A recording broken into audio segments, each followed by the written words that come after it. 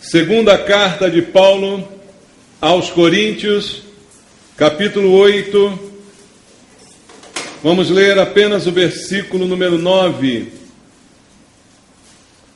Segunda carta de Paulo aos Coríntios, capítulo número 8, versículo número 9.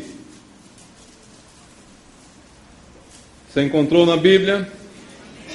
A palavra de Deus diz: pois conheceis a graça de nosso Senhor Jesus Cristo, que sendo rico se fez pobre por amor de vós, para que pela sua pobreza vos tornasseis ricos. Amém. Graças a Deus. Obrigado, Senhor, pela beleza da tua palavra, por todo o ensinamento que ela nos traz. Nós precisamos dela como precisamos do alimento, Pai. Ela é o verdadeiro alimento que nos sustenta. Não é só de pão que nós vivemos, mas sim da palavra que procede do Senhor, que alimenta a nossa vida, Senhor, que traz vida para cada um de nós.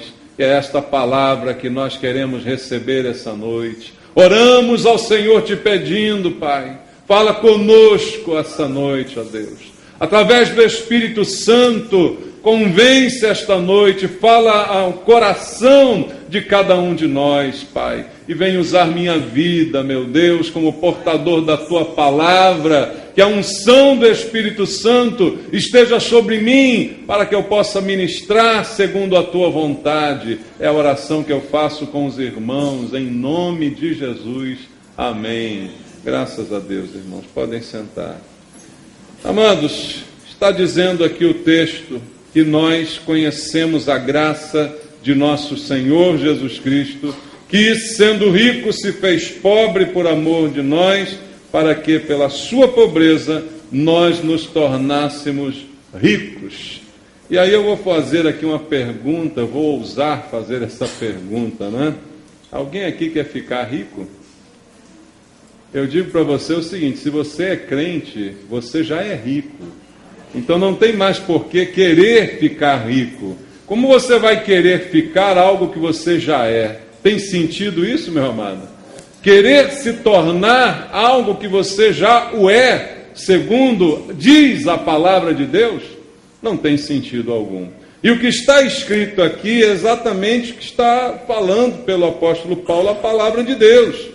Que Jesus, que era rico, se fez pobre por amor de cada um de nós, e nesta sua pobreza acabou nos enriquecendo, quando encontramos com Ele e nos rendemos a Ele. A palavra de Deus diz que Jesus, sendo rico, se fez pobre por amor.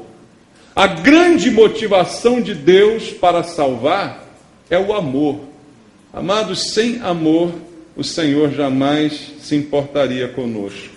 E veja, a pobreza e a riqueza mencionadas aqui nesse texto, é óbvio que elas não se referem ao âmbito material. A pobreza e a riqueza aqui mencionadas são pobrezas e riquezas no sentido espiritual. É claro isso aqui para nós, não é? E Jesus, diz o texto, era rico. Por que Jesus era rico? Simplesmente pelo fato dele ser Deus. A divindade de Jesus Cristo, por incrível que pareça, é algo que algumas pessoas ainda não conseguem compreender. Que os de fora da igreja não entendam, eu até posso compreender. Mas há pessoas, às vezes, dentro da igreja, que não entendem Jesus como Deus, como a palavra do Senhor afirma. E eu vou ler alguns textos contigo para basear a minha afirmação. Evangelho de João, capítulo 1, até o verso 4... diz assim: no princípio era o Verbo, e o Verbo estava com Deus, e o Verbo era Deus.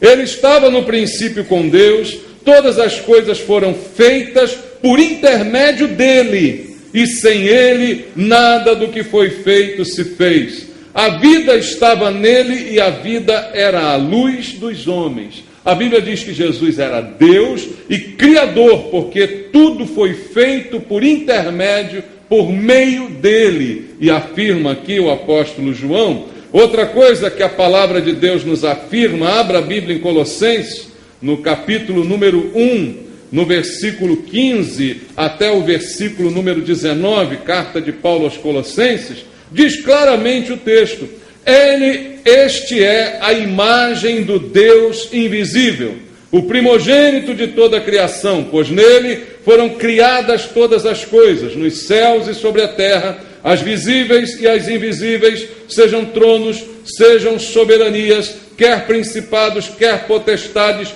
tudo foi criado, mais uma vez, por meio dele e para ele. Ele é antes de todas as coisas, nele tudo subsiste. Ele é a cabeça do corpo, da igreja. Ele é o princípio, o primogênito de entre os mortos, para em todas as coisas ter a primazia, porque aprouve a Deus que nele residisse toda a plenitude. Ele é dono, criador, autor de todas as coisas. E esses textos aqui se referem a Jesus. Então, amados, ele era rico exatamente por isso, porque a Bíblia afirma que Deus é o dono de todas as coisas. Deus é o dono de todo o ouro e de toda a prata, diz o livro do profeta Ageu. Deus é o dono de toda a terra, diz o Salmo. Então veja, Deus é o dono de tudo. Então não há ninguém que possa ser mais rico do que Deus.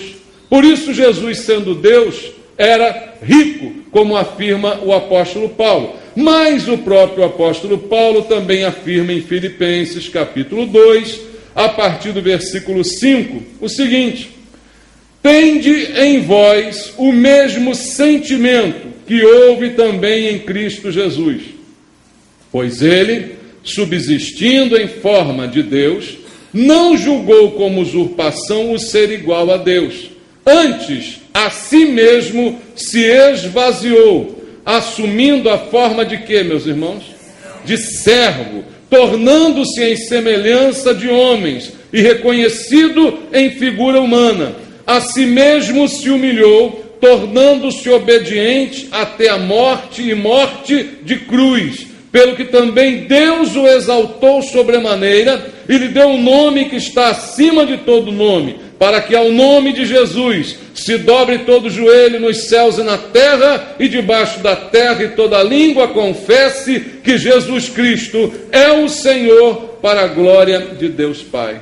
Este que era rico por ser Deus, e estava no princípio com Deus, como afirmou João, diz também a Bíblia que ele em a si mesmo se esvaziou. Ele, quando encarnou-se, quando virou carne, quando habitou entre nós, se auto-esvaziou, se destituiu de alguns destes atributos divinos para estar conosco na forma de humilhação. É o que diz a palavra do Senhor. Então ele se esvazia, exatamente como Paulo afirmou, sendo rico, se fez pobre. E por quê? Por amor de nós, diz a palavra. Deus decide se tornar homem. Deus decide sair do seu estado e se tornar humano. Deus decide se auto-esvaziar para experimentar a forma humana e as limitações do ser humano. E faz tudo isto, segundo a Bíblia, por amor. E nesta pobreza que ele assumiu para ele mesmo, o texto do apóstolo Paulo diz que por causa disso, ele nos enriqueceu. Ele se esvazia, se torna pobre, e na sua pobreza, por amor de nós, acaba por nos enriquecer. É o que está escrito lá naquele texto que nós lemos aqui em primeiro lugar. E como é que Deus nos enriqueceu? Essa é a questão que nós precisamos meditar essa noite, amados. Como eu já falei várias vezes aqui, não é no sentido material, embora muitos gostariam aqui que isso fosse verdade, não é? É por isso que a teologia da prosperidade faz tanto sucesso, porque ela diz às pessoas o que elas gostariam de ouvir. Não é verdade, amados? O falso profeta, ele sempre fala aquilo que é agradável aos ouvidos das pessoas. E quem não quer ouvir que vai ficar rico? Que se você adotar determinados princípios, você vai enriquecer, você vai ser próspero, você não vai ter doença, você não vai ter problema de espécie nenhuma. Quem não gostaria de ouvir isso todos os dias? Ah, maravilha, faz bem para os ouvidos, né? Aí alguns ficam até com comichão nos ouvidos, como diz a Bíblia, sedentos por ouvir esse tipo de baboseira, queridos. Mas isso não é a verdade das Escrituras Sagradas. Deus sim nos torna ricos, mas não necessariamente ricos financeiramente, materialmente. A promessa de riqueza aqui é no sentido espiritual, mas é verdadeira em todo este sentido espiritual, ela é absolutamente verdadeira. E como você pode entender que agora você que já rendeu a sua vida a Cristo se tornou rico? Porque talvez você olhe para a sua vida e diz, poxa, eu entreguei minha vida para Jesus, mas eu estou numa pindaíba danada. É possível isso, irmão? É possível, por que não? É possível, você entregou sua vida para Jesus, está vivendo em aflições, está passando por problemas, como o próprio Senhor disse, no mundo passais por aflições, e nós estamos nesse mundo, embora não sejamos dele, mas estamos aqui. Então aqui é um lugar em que às vezes existem aflições, mas apesar destas aflições, Jesus está nos dizendo pela palavra dada ao apóstolo Paulo, que ele nos enriqueceu. Então, como notar essa riqueza? Se materialmente você não a enxerga, você olha para você e não enxerga materialmente, porque o que é material é visível, mas o que é espiritual, meu amado, não é visível. Você já viu um espírito? Isso é demônio, irmão. O que é espiritual não é visível, você entendeu isso? As coisas espirituais não são palpáveis como as coisas materiais, não são visíveis aos nossos olhos, por isso só enxergam as coisas espirituais as pessoas que também são espirituais, e isto está afirmado na Bíblia. A Bíblia diz que o homem natural não consegue discernir as coisas espirituais, exatamente porque elas não são vistas a olhos nus.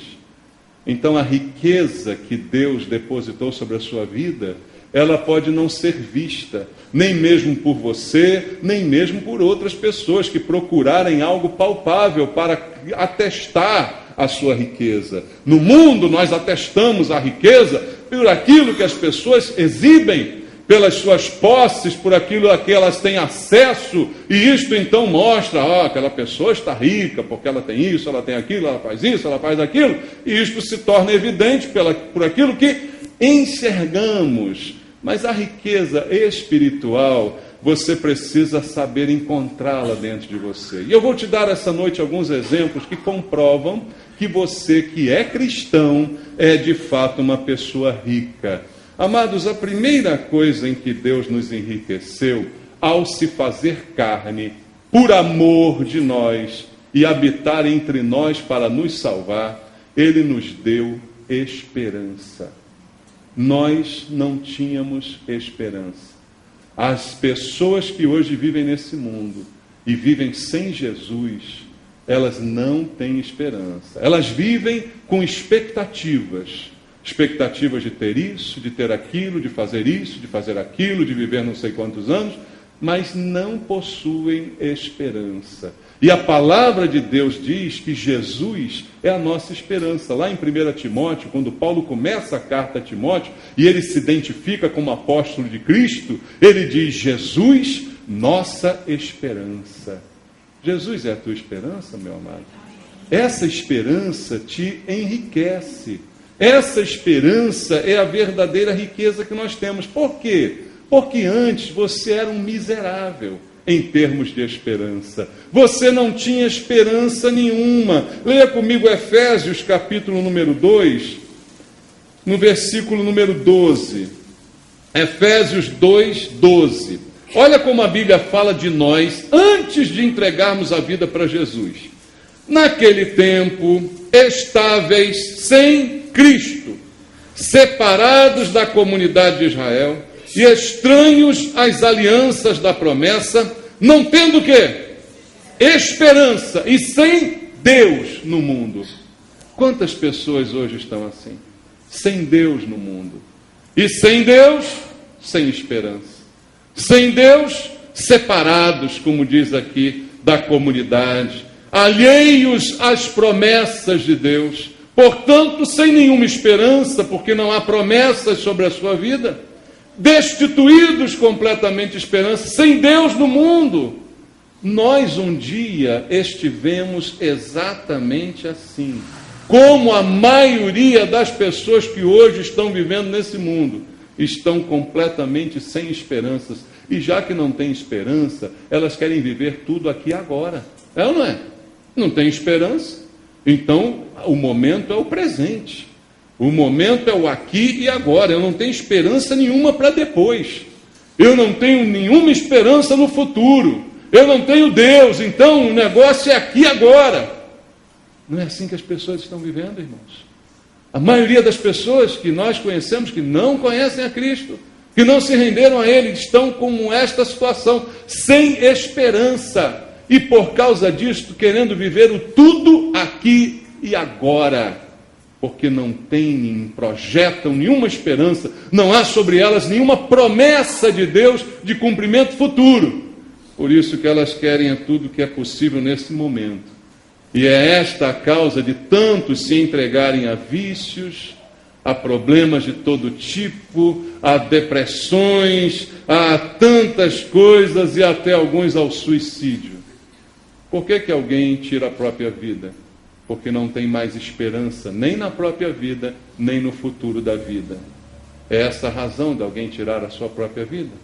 É esta a razão que alguns também não têm coragem de fazê-lo imediatamente, o fazem aos poucos, né?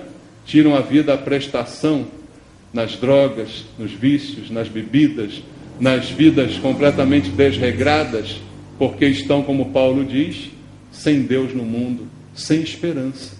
E veja interessante, queridos, que alguns desses sem esperança podem até ser muito ricos. Aliás, há muitas pessoas bastante ricas que quanto mais ricas elas são, mais elas compram droga. Porque mais elas podem comprar, não é? E mais elas se afundam na sua própria miséria, porque não tem esperança alguma na sua vida. E é isso uma realidade que já foi a realidade de alguns aqui de nós.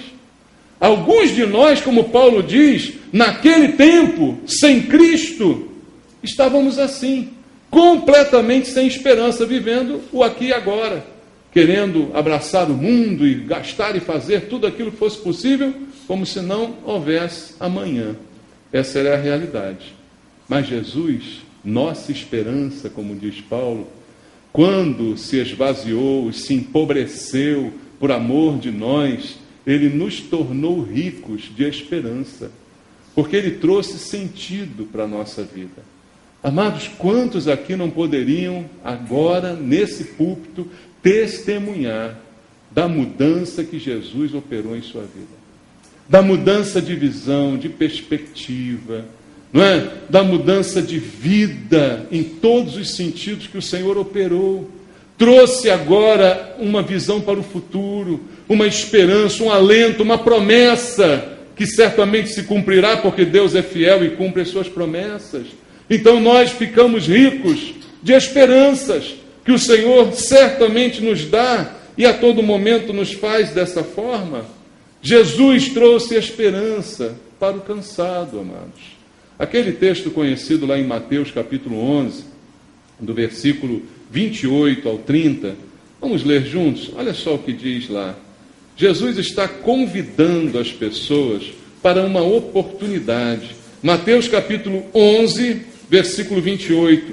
Vinde a mim todos os que estáis cansados e sobrecarregados, e eu vos aliviarei. Tomai sobre vós o meu jugo e aprendei de mim, porque sou manso e humilde de coração, e achareis descanso para a vossa alma, porque o meu jugo é suave e o meu fardo é leve. Pessoas que andam por aí com fardo pesado em suas costas, sem nenhuma esperança do amanhã, sobrecarregadas, levando um peso acima do que elas podem suportar. Jesus, quando se esvaziou e habitou entre nós, convidou todas estas pessoas, inclusive a nós, para ir a Ele e descansar nele. Deixar o peso que carregávamos sobre Ele e tomar sobre nós o jugo dele, que é muito diferente daquele que a gente vinha carregando durante a nossa vida. O Senhor nos deu essa oportunidade. Ele trouxe esperança para o cansado e para o aflito. E esta é a história de muitos de nós aqui que já nos rendemos a Cristo. Poderíamos dizer, não que Jesus nos enriqueceu materialmente depois que nos rendemos a Ele, porque alguns de nós até podemos já ter uma vida boa, uma condição financeira boa, mas não tínhamos paz, não tínhamos alegria, não tínhamos esperança no futuro, vivíamos uma vida miserável. Mas Jesus, ao nos chamar, nos convidou para lançar sobre Ele o peso, o fardo, tirou esse peso e nos deu esperança para uma vida completamente transformada. E é isso que o Senhor fez por cada um. Veja por quê, queridos, ainda em Mateus capítulo 12, vamos ler o versículo 20 do capítulo 12, olha o que Jesus faz. A Bíblia diz dele: não esmagará a cana quebrada, nem apagará a torcida que fumega, até que faça vencedor o juízo. Essas palavras são do profeta Isaías, que se referiam a Jesus, o Messias, e que foram citadas por ele na Bíblia Sagrada. Porque Jesus vem para restaurar, para aliviar e para trazer esperança. Veja, diz a Bíblia que ele não esmagará a cana quebrada. Por quê? Porque a cana já está quebrada, queridos. Cana quebrada éramos nós na vida de pecado que a gente levava. Longe de Deus, como disse o apóstolo Paulo em Efésios, que nós lemos aqui. Afastados da comunidade de Israel, longe da presença do Senhor, sem Deus no mundo, quebrados pela vida. Quantas pessoas estão quebradas pela vida hoje? E aí a Bíblia diz que Jesus não veio para esmagar o que já está quebrado. Jesus veio para consertar, irmão, não para esmagar, não para destruir aquilo que já está destruído. Diz, ele não veio apagar a torcida que fumega. A torcida é um pavio, aquele pavio que é torcido, né? E que alimentava a lamparina. Aquilo estava fumegando, já quase sem fogo, já querendo simplesmente apagar. Ele diz, eu não vim para apagar o que já está apagando. Eu vim para acender a chama nessa vida. E não foi isso que Jesus fez conosco? Ao acender a chama dentro de nós, a nos dar esperança com relação ao futuro, a trazer vida para dentro da nossa vida, de maneira que a gente agora conserte o que está quebrado em nós, e que a gente faça de novo acender aquilo que o diabo quis apagar na nossa vida. Jesus veio para isso, irmãos. Por isso que ele se empobreceu, para que eu me tornasse rico e não me tornasse rico de esperança. Outra riqueza que o Senhor nos deu foi a riqueza de vida, vida de fato, vida que realmente vale a pena ser vivida. Veja, uma característica, comparando com a riqueza material, quando uma pessoa é pobre e fica rica, a gente diz logo que ela quer mudar de vida, não é assim? E o fulano mudou de vida. Ele era pobre e ficou rico. Olha lá a roupa dele agora. Olha o carro dele. Olha só a pose dele. Não é assim que a pessoa fala? Mudou de vida o fulano. Por quê? Era pobre, ficou rico. Agora a vida dele reflete esta nova situação, essa nova circunstância. Isso no sentido material. E no sentido espiritual, será que nesse ponto não deveria ser a mesma coisa, irmãos? Ora, se Jesus me deu vida, e eu agora não tinha antes vida, agora a tenho, eu tenho que mostrar essa vida que eu tenho, essa vida nova, transformada. E isto ficará notório, porque quem fica rico, logo quer mudar de vida. Eu não tinha esperança nenhuma, agora tenho, então eu quero mudar o curso da minha vida. Eu não tinha nem vida, agora tenho, então eu quero viver agora de uma maneira completamente diferente. E sem Cristo, irmãos, sem Cristo não tinha vida alguma, é isso que a Bíblia fala. A grande ilusão do homem é achar que mesmo sem Deus, ele vale alguma coisa.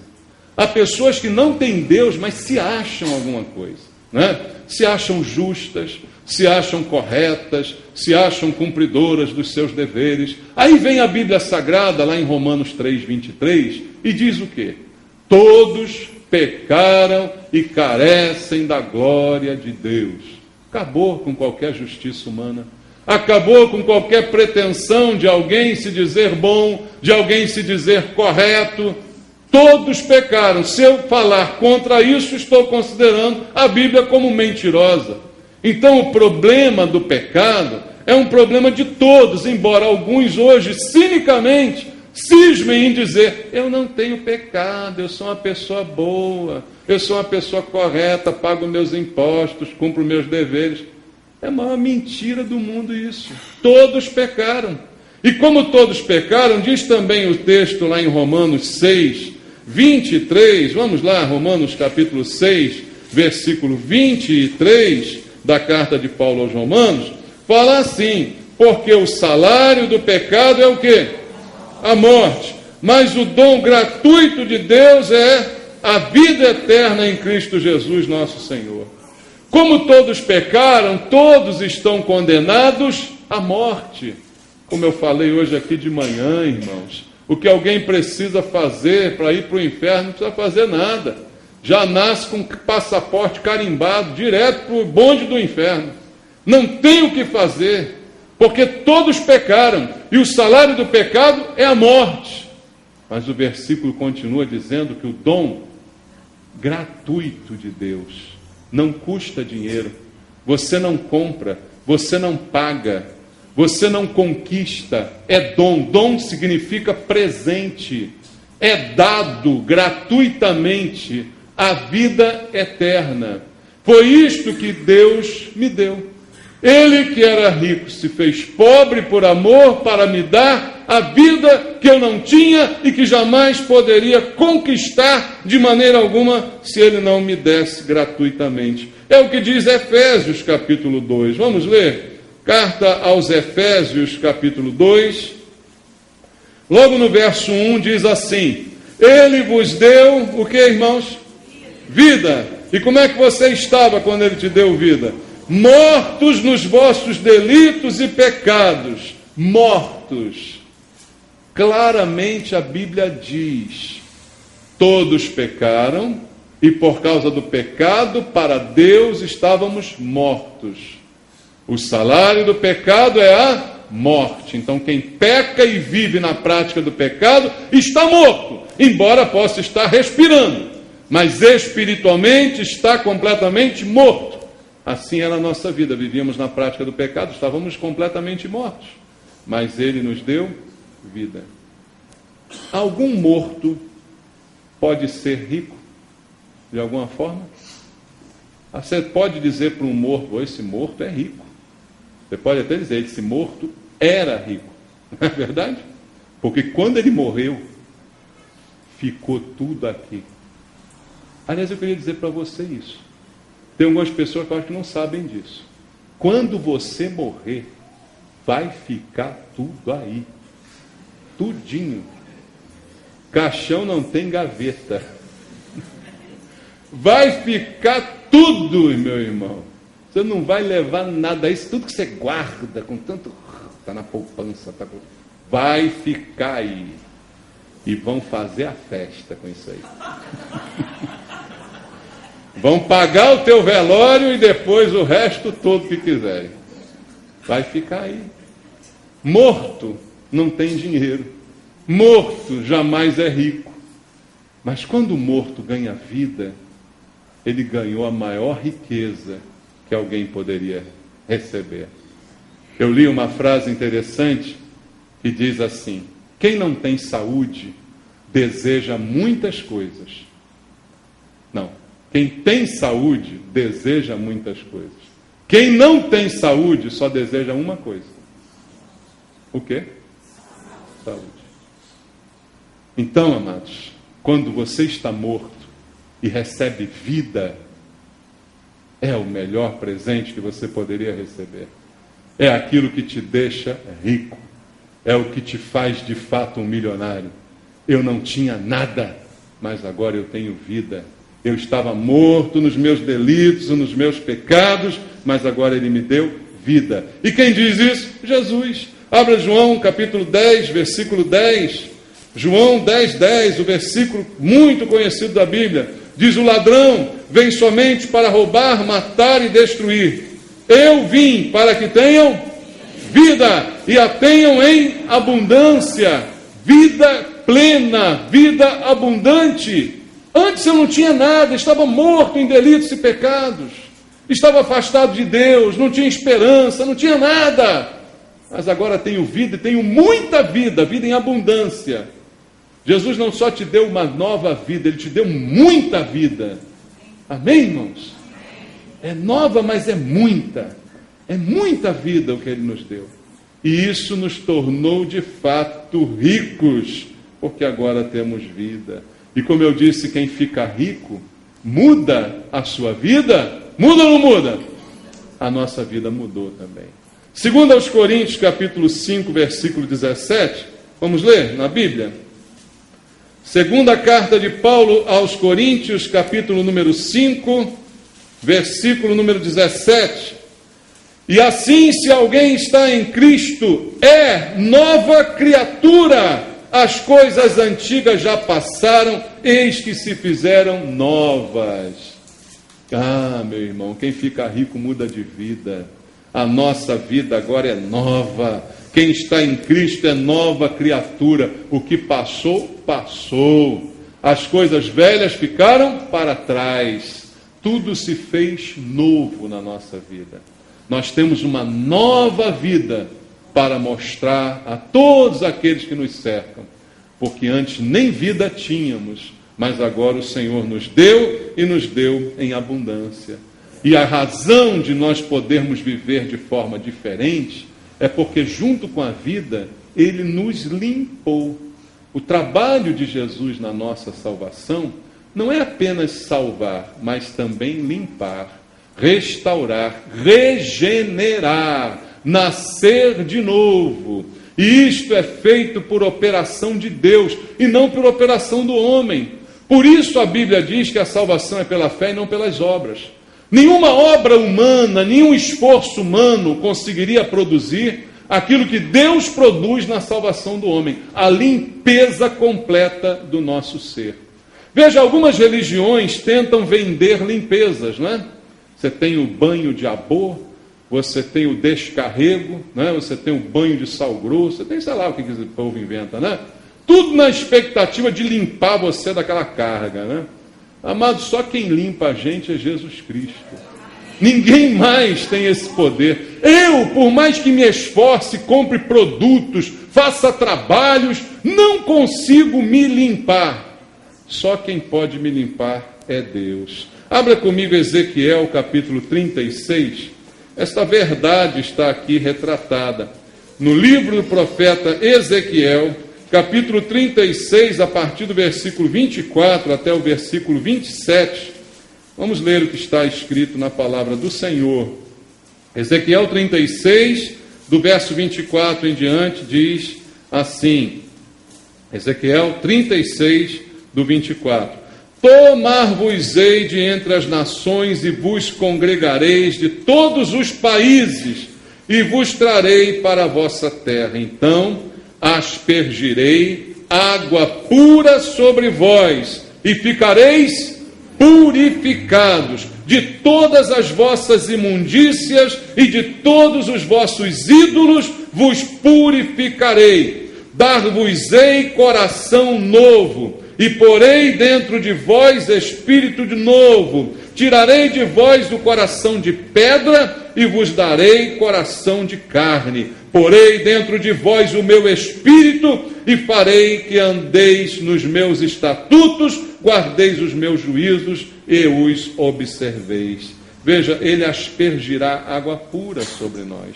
Quem está dizendo isso? Deus. Então veja, não é nem a água do batismo que nós vamos daqui a pouco mergulhar o nosso irmão. Não é essa água, é a água espiritual, é essa que lava realmente, essa que vem de Deus, é essa que está ali, fomos nós que colocamos. Essa aqui não veio de Deus, veio da SEDAI, irmãos. Ainda tem cloro nela. Não veio de Deus, veio da SEDAI. Mas a água que vem de Deus, essa sim purifica. Essa purifica a ponto de transformar. Esta limpa completamente a ponto de Deus dizer: eu tiro de você um coração de pedra e coloco em você um coração de carne. Ninguém consegue fazer esta autocirurgia no próprio coração. Ninguém. É necessário que alguém faça por nós. E quem faz é Deus. Ele tira o teu coração de pedra e coloca em você um coração de carne. Ele limpa você dos seus pecados, das suas imundícies e transforma você numa nova criatura. Para você viver uma nova vida em que as coisas velhas já passaram e tudo se fez novo pela intervenção poderosa do Senhor. É isso que a Bíblia está dizendo, e foi isso que nos deu a riqueza que a palavra de Deus diz que nós temos, porque Ele nos dá da fonte de água, irmão. Uma fonte que não vem da SEDAI, como eu falei, mas que vem de Deus e que transborda e que transforma. Vamos ler João capítulo 7? Evangelho de João capítulo 7, versículo 37, versículo 38, diz assim: no último dia, o grande dia da festa, levantou-se Jesus e exclamou: se alguém tem sede, venha a mim e beba.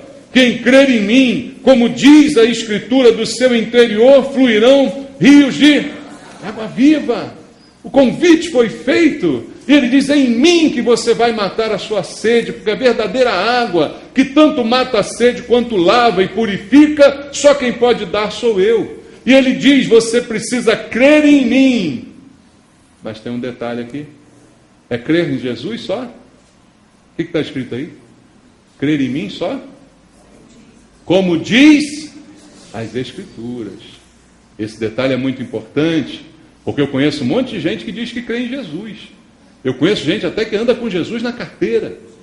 Sabia disso? Tem gente que anda com Jesus na carteira.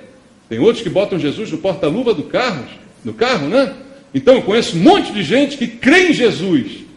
Só que a Bíblia diz que quem crê em Jesus, como diz a Escritura, não da minha cabeça, não do meu jeito, não como eu acho que tem que ser, mas como Deus deixou revelado nas Escrituras. É dessa maneira que eu preciso crer nele. E o resultado?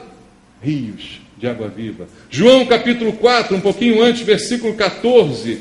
João 4,14, também diz a palavra do Senhor: aquele, porém, que beber da água que eu lhe der, nunca mais terá sede. Pelo contrário, a água que eu lhe der será nele uma fonte a jorrar para a vida eterna.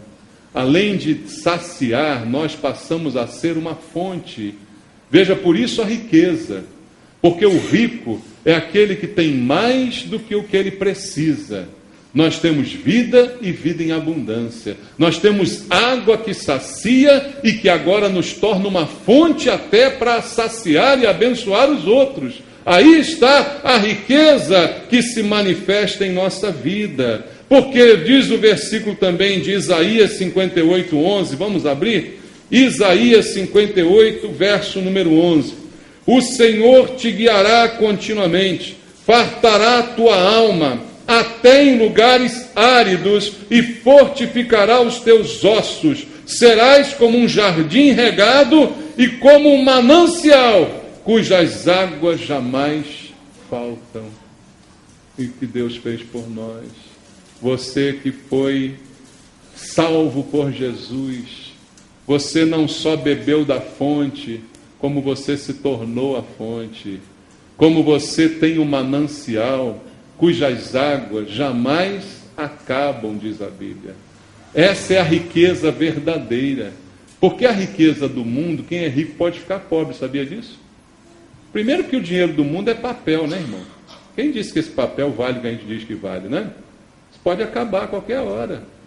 Mas a riqueza que Jesus dá, ela é eterna. Ela é um manancial que jorra para sempre, cujas águas não acabam, como diz o profeta Isaías. E por fim, irmão, Jesus nos enriqueceu com a nossa salvação. Você entende o que é a palavra salvação? Parece que está tão comum na boca das pessoas, né? Que a gente até perde um pouco o sentido do que significa salvação. Eu fui salvo por Jesus. O que significa isso? Quando você está prestes a morrer e alguém te resgata, você foi salvo. Não é isso? Essa é uma boa ilustração para o que significa salvação. Você está prestes para cair no inferno, está de boca aberta para te receber, com a chama ardendo lá. E alguém vai lá e saca você. A salvação é isso. Você estava destinado, você estava perdido completamente. Você estava destinado à perdição. E Jesus salvou você. Eu fico imaginando, queridos, quando a gente já viu isso em filmes, em histórias, né? Pessoas muito ricas, muito cheias de dinheiro, que podem comprar tudo, esses Bill Gates da vida aí, né? Não vou nem mais falar aí que Batista, que ele está ficando pobre, né, coitado? Então, é o Bill Gates agora. Então, veja só, essas pessoas têm tudo que o dinheiro pode comprar, mas na hora que elas estão no avião e o comandante anuncia que está caindo, salve-se quem puder, e será que passa na cabeça de uma pessoa assim? O que tens preparado, para quem será? Louco, esta noite pedirão a tua alma, diz o versículo bíblico. E agora, que valeu tudo isso? Para que serve tudo isso? Veja, esta é a situação de alguém sem Cristo. Está destinado à perdição. Independente da sua vida, independente da sua condição social ou financeira. O que você tem não serve para nada. Na hora que a dona morte vem com a foice, ela não aceita suborno, irmãos. Você não consegue comprar mais 5 dias de vida. Você não consegue comprar mais uma semana, mais um mês, mais um ano. Você não consegue. E aí tudo que você tem não vale, não serve para nada, porque está destinado à perdição, como todo o resto da humanidade. Quando nós entendemos isso, nós começamos a dar valor à salvação. Ela deixa de ser uma palavra tão comum na nossa boca e passa a ser valorizada. Inclusive para lembrar de quem nós éramos e ao que estávamos sujeitos. A um destino terrível que o Senhor simplesmente nos resgatou de lá. A Bíblia diz em Lucas 19:10, vamos ler. O que veio fazer Jesus nesse mundo? Diz assim, porque o Filho do Homem veio buscar e salvar quem? O perdido. A gente pensa assim, não, Jesus veio salvar todas as pessoas. De certa forma é verdade. Mas especificamente a Bíblia diz que ele veio buscar e salvar o perdido. E o pior de tudo é quem está perdido e acha que não está perdido, irmão. Esse aí não tem como ser salvo por Jesus. Porque apesar de perdido, ele não reconhece que está perdido. E Jesus veio salvar o perdido. Veja, aquele que está nesta situação, veja o que diz João capítulo 3. João capítulo 3, versículo 36. João 3, 36, diz assim: por isso quem crê no Filho tem o quê? A vida eterna. O que todavia se mantém rebelde contra o Filho, não verá a vida, mas sobre ele permanece o quê? A ira de Deus. Você viu o detalhe aqui? Sobre ele permanece. Não é assim, veja só, quem não quis Jesus vai receber a ira de Deus. Não, não é isso que está escrito na Bíblia, não. Está dizendo que a ira de Deus vai permanecer. Se ela vai permanecer, quer dizer que ela já estava. Nós aqui, mundo, todos, vivemos debaixo da ira de Deus. E por que Deus está irado? Alguém diz, que isso, pastor? Deus está irado? Não, Deus é tão bonzinho. Deus parece uma pessoa tão bacana, amorosa, carinhosa, está pronta para fazer carinho. Deus está irado. Você esqueceu desse princípio bíblico? Deus está irado. E por que Deus está irado? Por causa do pecado. Por causa do pecado do homem. Deus não pode ser conivente com o pecado. Deus não tolera o pecado, então ele está irado e a ira dele está sobre toda a humanidade. Mas, no seu amor, ele proveu alternativa. Jesus Cristo. Então aquele que recebe Jesus, recebe o livramento da ira que pesa sobre todos. Mas aquele que recusa Jesus, diz a Bíblia sobre ele, permanece a ira que já se encontrava. São detalhes, mas que mudam tudo na cabeça da gente. Até crente não sabe disso, queridos. E está na Bíblia. E as pessoas se enganam. A ira de Deus estava sobre nós. Mas ao nos salvar, Ele nos deu verdadeira vida e um sentido para viver. Ele nos salvou de maneira maravilhosa. Veja o que diz a Bíblia em Hebreus, capítulo 2. Na carta aos Hebreus, no capítulo número 2, no versículo número 3. Vamos ler a palavra de Deus, Hebreus, capítulo 2, versículo número 3. Olha o que diz: como escaparemos nós se negligenciarmos tão grande salvação, a qual, tendo sido anunciada inicialmente pelo Senhor, foi-nos depois confirmada pelos que a ouviram. A pergunta é: como escaparemos se negligenciarmos tão grande salvação? A salvação é algo tão grandioso que a gente tem esquecido, queridos. Essa familiaridade com essa palavra tem feito a gente achar que isso é algo comum. Ah, salvou. Jesus me salvou. Eu continuo a mesma porcaria, fazendo a mesma porcaria, mas Jesus me salvou. O que é isso? Estamos esquecendo da grande salvação, tão grande como diz Hebreus. E o pior, negligenciá-la nos torna destinados ao que já éramos destinados. Como escaparemos? Salvar, escapar. Não salva, não escapa. Como escaparemos? Pergunta a Bíblia. Se negligenciarmos algo tão grandioso que o Senhor fez. E tão grandioso que ainda diz Hebreus no capítulo 5, no versículo 9, e tendo sido aperfeiçoado, tornou-se autor da salvação eterna para todos os que lhe obedecem. Essa é outra palavra que quebra alguns conceitos de pessoas que se acham salvas, mas que não obedecem a Jesus. E a Bíblia está dizendo que é inerente ao salvo obedecer. É inerente, está escrito aqui, você leu comigo. Salvação eterna para todos os que lhe obedecem. Se não obedece, não pensa que você é salvo, não, que você está enganado. Filhinho, está enganadinho. Não tem céu para você. Mas se você quer, a salvação está aí. O resgate está pronto para te socorrer. E não depende de nada que você faça, não tem mérito algum de sua parte. É dom de Deus. E ela te poupa da ira que está sobre todos. Ela te resgata para a intimidade do Pai. Então, quando recebemos a salvação, recebemos a maior riqueza que alguém poderia ter. Nenhuma riqueza desse mundo é capaz de comprar o resgate. Nenhuma riqueza desse mundo é capaz de livrar.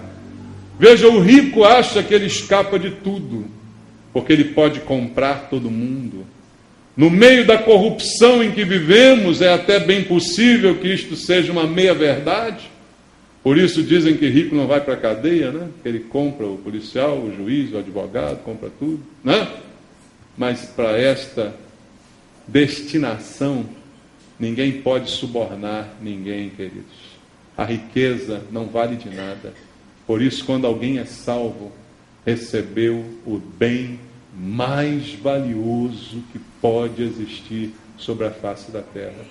E a palavra de Deus afirma isso. Eu quero ler em Mateus, capítulo 6.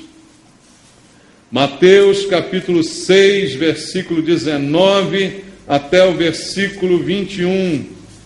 Mateus 6, do 19 ao 21. Diz o Senhor: não acumuleis para vós outros tesouros sobre a terra, onde a traça e a ferrugem corroem, onde ladrões escavam e roubam, mas ajuntai para vós outros tesouros aonde? No céu, onde nem ferrugem corrói, onde ladrões não escavam nem roubam, porque onde está o teu tesouro, aí estará também o teu coração. Teu coração está onde? Está no céu ou está no banco? Você botou o coração no banco? Cuidado. Não é o lugar dele. O lugar dele é no céu. Quando você recebeu a salvação, você recebeu uma riqueza maior do que qualquer conta bancária. Você recebeu algo mais valioso do que qualquer coisa material que você tenha nesse mundo. Lá abra a Bíblia em Mateus capítulo 13, versículo 44. Mateus 13, 44. O Senhor diz textualmente: o reino dos céus é semelhante a quê? A um tesouro oculto no campo, o qual certo homem, tendo achado, escondeu. E transbordante de alegria, vai, vende tudo que tem e compra aquele campo. Porque aquilo que ele achou, aquele tesouro, é maior do que qualquer outro tesouro que ele tenha. Por isso ele vende tudo que ele tem para comprar aquele campo. Esse é o maior exemplo do que significa a salvação. O bem mais precioso da nossa vida. Pelo qual vale a pena vender tudo, deixar tudo, entregar tudo em troca deste bem. E que não é visível, não é palpável, está escondido, como diz o texto que nós acabamos de ler. Mas apesar disso, é o bem mais precioso que o Senhor nos deu de graça. Por isso, como disse Paulo no início desse texto que lemos, ele que era rico se fez pobre por amor de nós, para nos enriquecer.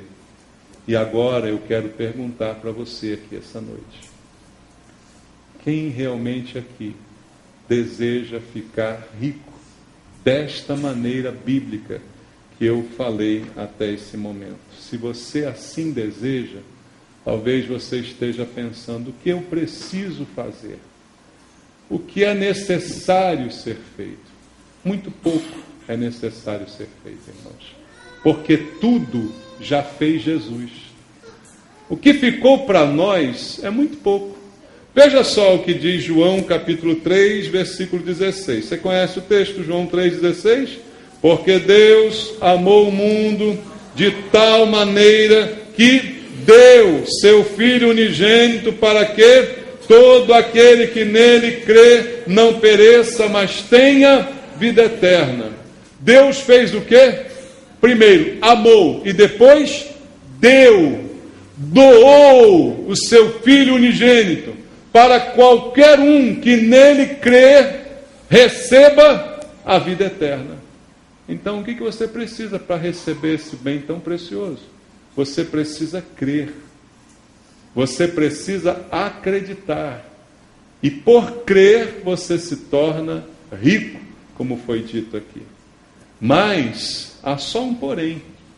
Aquilo que nós cremos com o nosso coração, a Bíblia diz que nós precisamos evidenciar com a nossa boca. Veja, o tesouro é oculto, mas uma vez que eu o encontrei, ele se tornará visível na minha vida. A mudança daquele que enriquece precisa ser testemunhada, precisa ser evidente. Então, se eu creio com o meu coração, a Bíblia diz: eu preciso confessar com a minha boca. E eu quero ler contigo um último versículo que está em Romanos, capítulo número 10, do verso 9 até o verso 13. A palavra do Senhor vai nos dizer desta forma: se com a tua boca confessares Jesus como Senhor, e em teu coração creres que Deus o ressuscitou dentre os mortos, serás salvo. Porque com o coração se crê para a justiça, e com a boca se confessa a respeito da salvação. Porquanto a Escritura diz: todo aquele que nele crê não será confundido, pois não há distinção entre judeu e grego, uma vez que o mesmo é o Senhor de todos, rico para com todos os que o invocam, porque todo aquele que invocar o nome do Senhor será salvo. Se você crê com teu coração, você precisa invocar com a sua boca. Você precisa confessar com a sua boca. Você precisa afirmar diante de todos o teu compromisso com Jesus. E é essa oportunidade que eu quero dar para você. Curva a sua cabeça. Vamos orar ao Senhor. Pai, um dia nós fomos miseráveis, pobres. Um dia nós estivemos mortos, mas o Senhor nos deu vida. E junto com a vida, esperança, salvação, transformação. E tudo isso foi gratuito para nós. Recebemos, cremos e confessamos. E falamos a respeito daquilo que cremos. E eu sei que o mesmo Deus está aqui entre nós essa noite. O mesmo Jesus que morreu por nós na cruz está aqui entre nós para salvar da mesma maneira. Foi para isto que o Senhor se esvaziou. Foi para isto que o Senhor se empobreceu, para que a vida e a riqueza estivessem disponíveis agora para todo aquele que crê e confessa. Por isso, meu Deus, se há alguém aqui que ainda não confessou Jesus como seu Senhor e como seu Salvador, e portanto ainda permanece num estado de miséria espiritual, o Senhor te dá esta noite uma oportunidade de confessar Jesus, de se comprometer publicamente com Ele, para receber dele todos estes benefícios falados esta noite pela pregação da palavra. Há alguém aqui que quer entregar sua vida para Jesus? Levante a sua mão. Há uma pessoa ali. Alguém mais quer entregar a vida para Jesus? Há uma outra pessoa, ali outra. Quem mais? Levante sua mão se você quer entregar a vida para Jesus. Você que levantou a mão, vem aqui comigo, eu quero orar por você. Não tenha a menor vergonha disso, porque é a riqueza. Se você fosse receber um prêmio da loteria, você não ficava com vergonha, né? Mas agora você está recebendo muito mais do que um prêmio da loteria. Você está recebendo a maior riqueza que Deus tem para você. Então não precisa ter vergonha. Mas alguém quer entregar sua vida para Jesus, quer confessar Jesus espontaneamente? A riqueza está aí disponível. Você quer ser rico de verdade? É só com Jesus. Sem Ele não há como, queridos. Só miséria, né? Sem Jesus, só miséria. Amém. Que bom, que bom. Deus abençoe. Como é seu nome? Tamires. Seu nome? Wallace. Você mesmo. Omar, isso. Queria lembrar. Amém. Vamos orar? Omar, Tamires e Wallace. Deus, esses nomes que nós dissemos aqui, o Senhor conhece, Pai. São conhecidos teus, meu Deus, mas estavam perdidos e mortos nesse mundo, em delitos e pecados, como todos nós um dia estivemos.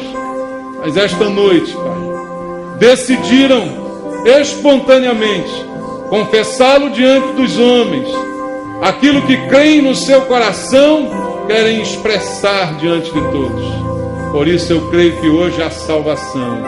Hoje o bem mais precioso do Senhor é derramado sobre a vida do Wallace, é derramado sobre a vida da Tamires, é derramado sobre a vida do Omar. Deus, obrigado por isso, Pai. Obrigado por esse dom maravilhoso, por essa transformação que começará a partir do dia de hoje. Eles terão uma nova vida transformada pelo Senhor, e esta riqueza será evidente para todos que olharem para eles. Verão, Senhor, o quanto o Senhor fez nestas vidas.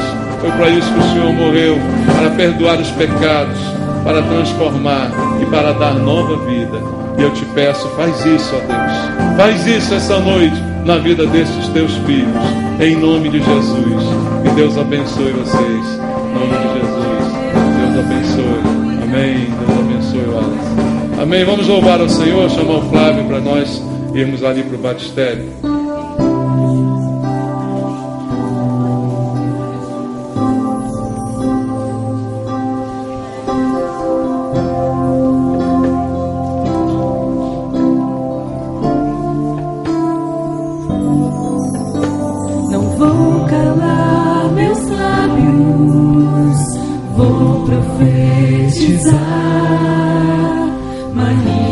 manifestar a graça e abençoar quem Deus quer libertar.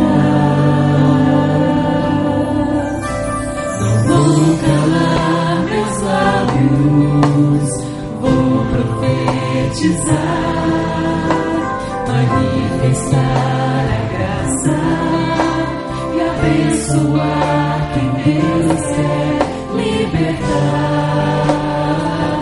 Sobre tua vida vou profetizar, nenhuma maldição te alcançará.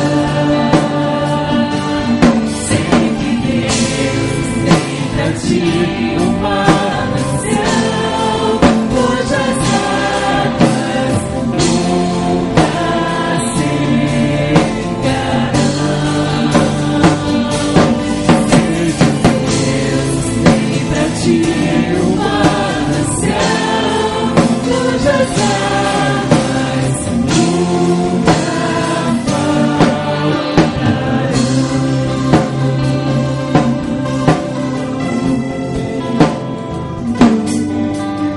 não vou calar meus lábios, vou profetizar, manifestar a graça e abençoar quem Deus quer libertar.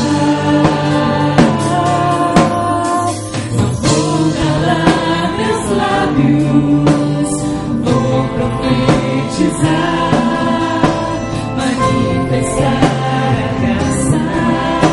e abençoar quem Deus quer libertar. Sobre tua vida vou profetizar, nenhuma maldição te alcançará. Sempre Deus tem pra ti uma manancial, cujas águas nunca secarão. Sei que Deus tem pra ti uma manancial, cujas águas nunca faltarão. Sobre tua vida, sobre tua vida vou profetizar, nenhuma maldição te alcançará. Só igreja. Sei que Deus tem pra ti uma manancial, cujas águas nunca secarão. Sei que Deus tem pra ti uma manancial, cujas águas nunca faltarão. Todos sobre tua vida vou profetizar, nenhuma maldição te alcançará. Sei que Deus tem pra ti uma manancial, cujas águas nunca secarão. Sei que Deus tem pra ti uma manancial, cujas águas nunca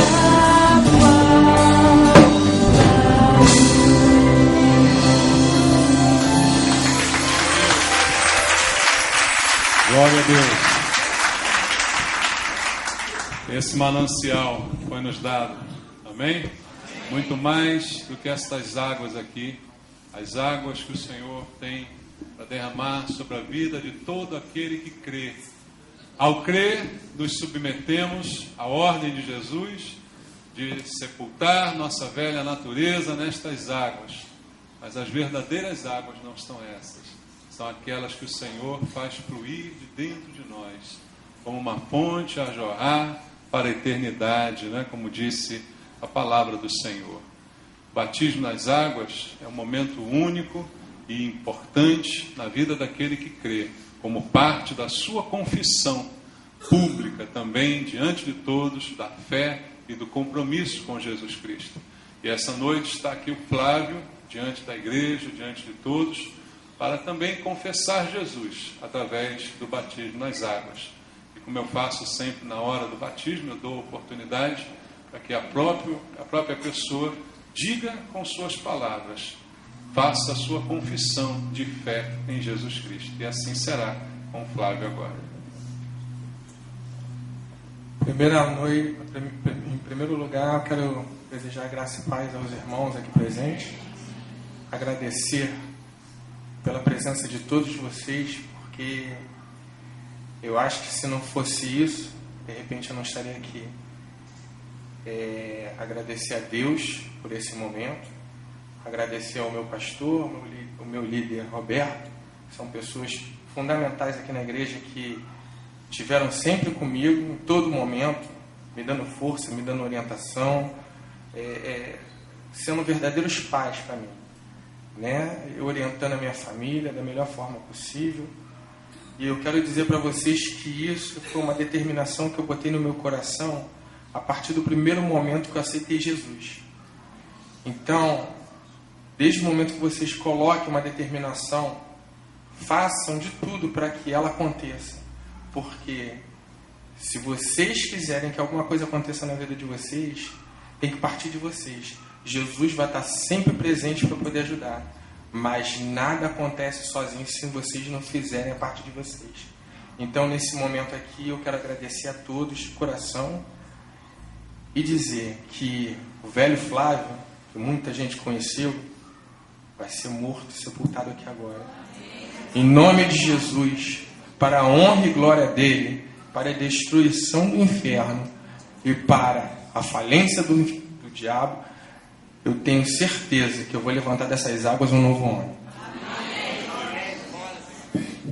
Louvado seja o Senhor, esse é o poder de Deus, eu creio nisso, né?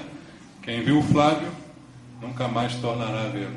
Agora, um novo Flávio, amém? Como Deus fez na vida de cada um de nós que já nos rendemos a Jesus. Somos novas criaturas, as coisas velhas já passaram, elas se fizeram novas. Então vamos sepultar o Flávio nessas águas, segundo a própria confissão que ele fez aqui, e nós seremos testemunhas daquilo que o Senhor fará também a partir de agora. Amém? Pai, eu quero te agradecer pela decisão do Flávio, pela confissão que ele fez diante da igreja, por tudo que o Senhor operou na vida dele até esse momento.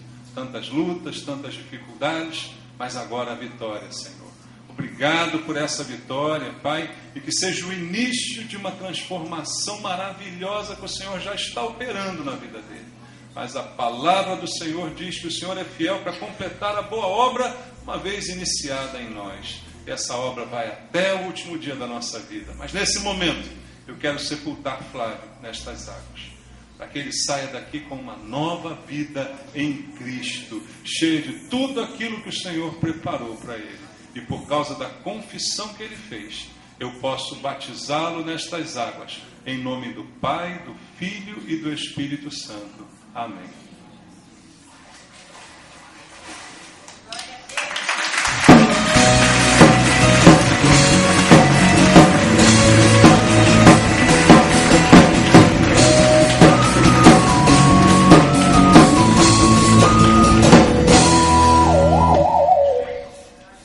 Amém, irmãos? Deus é bom.